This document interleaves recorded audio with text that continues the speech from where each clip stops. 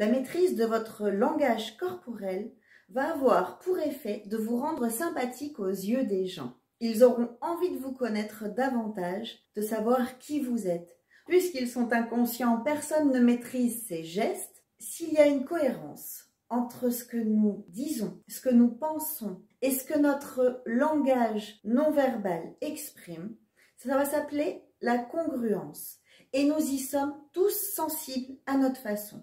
Quand quelqu'un parle et que ses gestes vont avec son discours, qu'il y a une forme d'honnêteté dans les gestes ne sont pas fermés, ils sont ouverts, on y est sensible systématiquement et ça rend intéressant. On a envie de s'intéresser à vous parce qu'il y a cette cohérence qui rend facile la communication.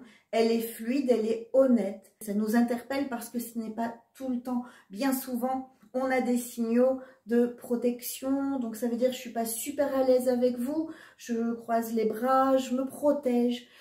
Et tout ça, ça envoie des signaux un petit peu contradictoires et on a moins envie de percer le mystère de cette personne puisqu'elle a l'air compliquée ou d'avoir des choses à cacher. Donc soyez naturel.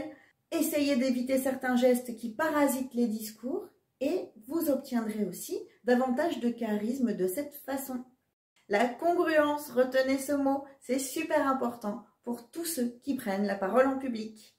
Si vous voulez plus d'infos sur tout ce qui concerne la prise de parole en public, n'hésitez pas à aller visiter mon site révèletavoix.com et d'aller télécharger l'e-book que j'ai préparé spécialement pour vous.